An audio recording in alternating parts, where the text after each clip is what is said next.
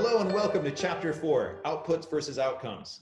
I'm very fortunate to be joined today by Richard Bruford. He is somebody that I have followed for a long time, largely because I respect him for the research, thinking, writing, and speaking that he's done on this particular topic.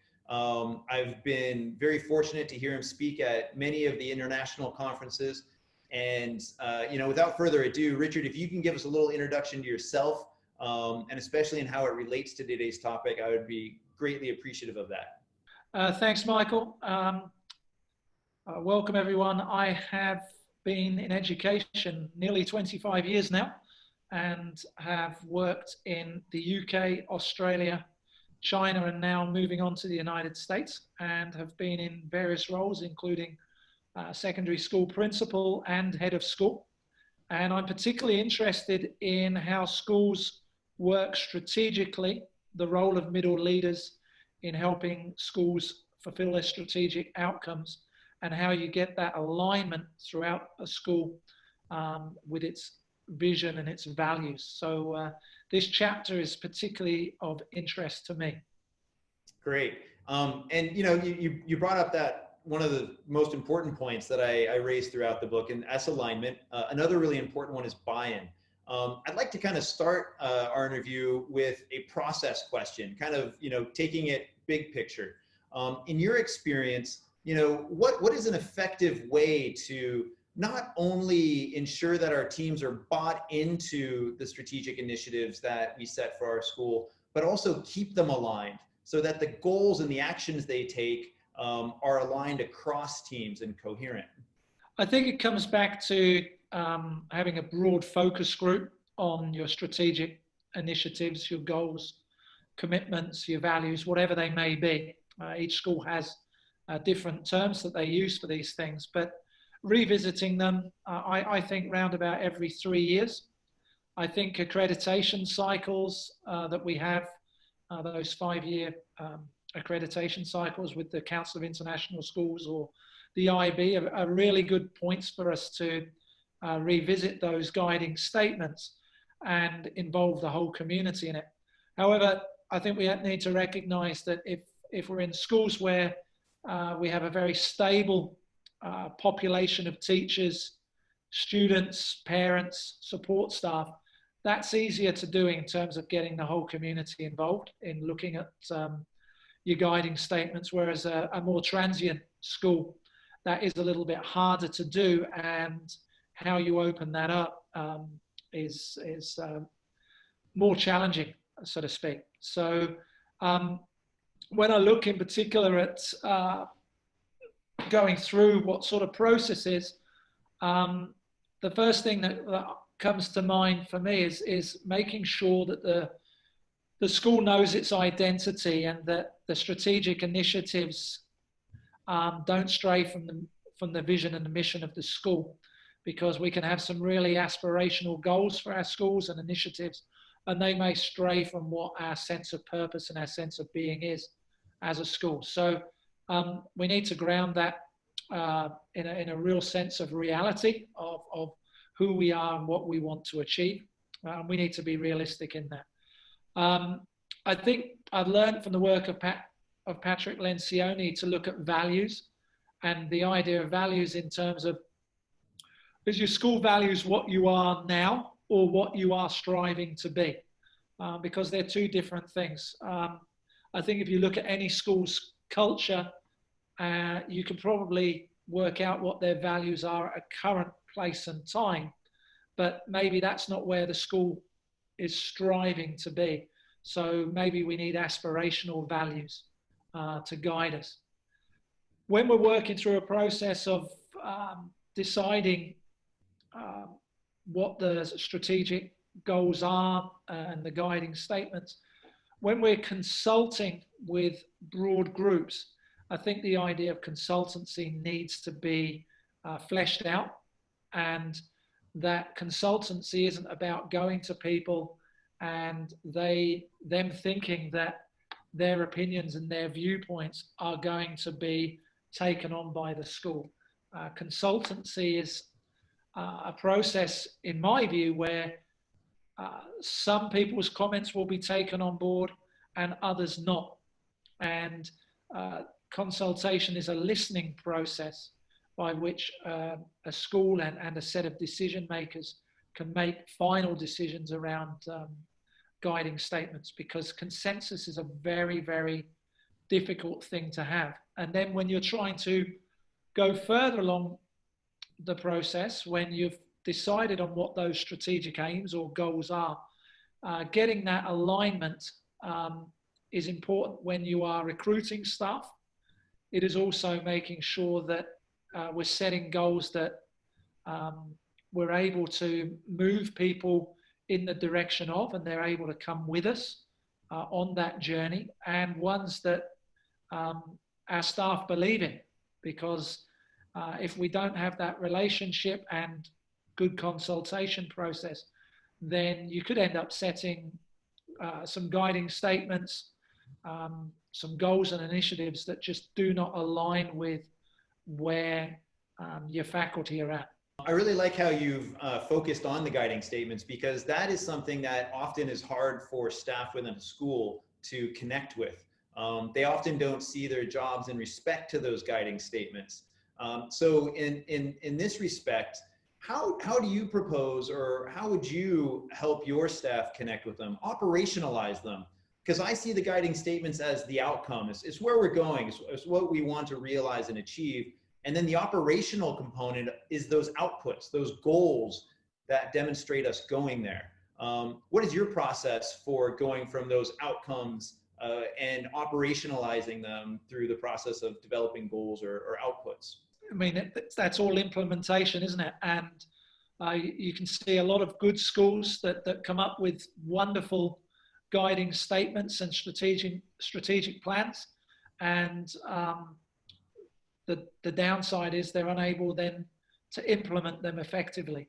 So I actually think you've got to revisit your guiding statements at any opportunity with your team to remind people of what the school's purpose is and what you're aiming to do and what your values are.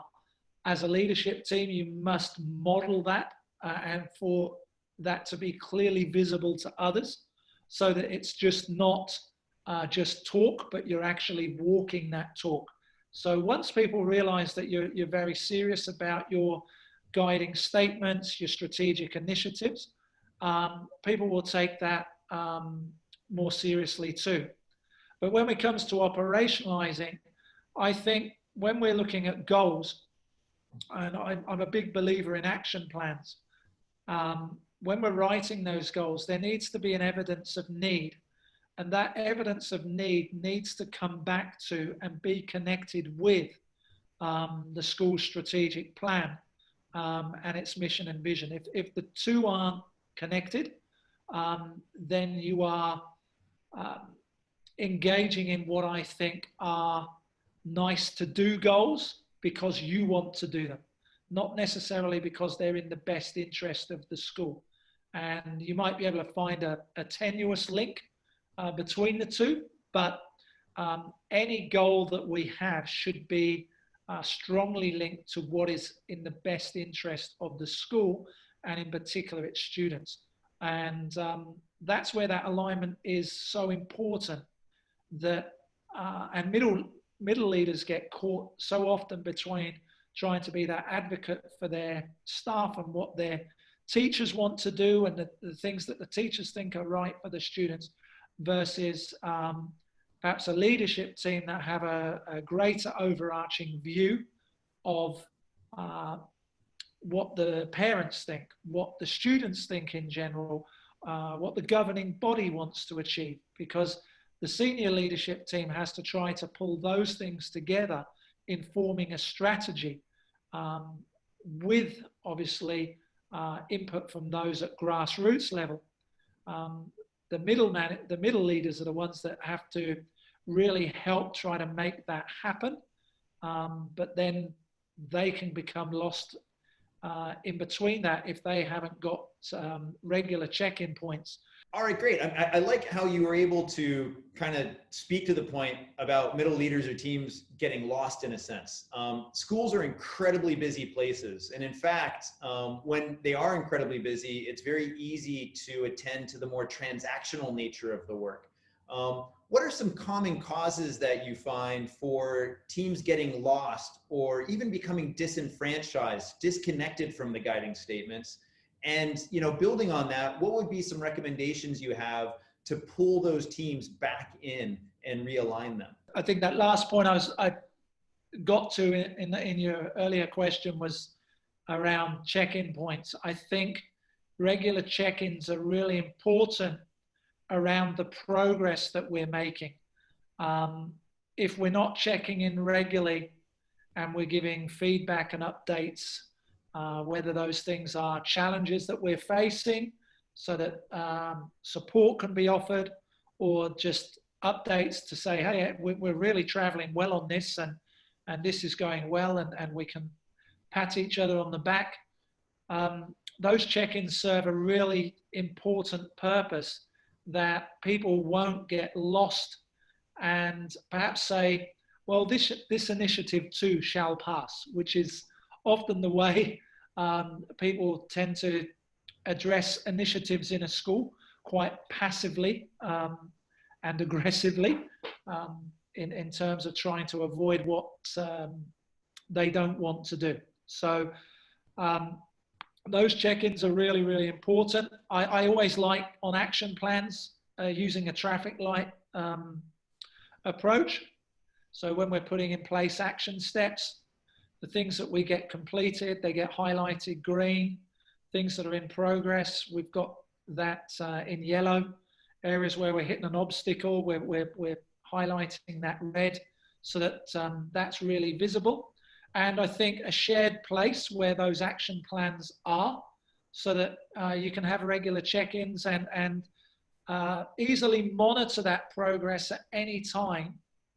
And you mentioned in the book about interdependence, that this is holding everyone accountable and being able to see what the different teams are doing, and people can offer input and support to each other, so that people are feeling that they're not doing this in isolation. They're working together. Input is sought from the other teams, so that you can make those things happen. And I think a traffic light approach, in the sense of, hey, look, we've made 3 or 4 steps forward in this, rather than saying we haven't got there yet, and just being pessimistic about the fact that we haven't got there, rather than actually being optimistic that we've taken some steps forward and things are moving forward. Those help generate that enthusiasm, confidence that we can actually make and realize some of these visions that we have, these goals, into realities in our school. One of the things that really is resonating with me right now, and it's actually, when I think about the interview as a whole, you went from like talking about consultancy and really getting that input, but that input alone isn't what we're going to synthesize into our guiding statements. Sometimes, you know, we can't take all that feedback into account. We have to just choose what's most important for our community at that bigger picture level.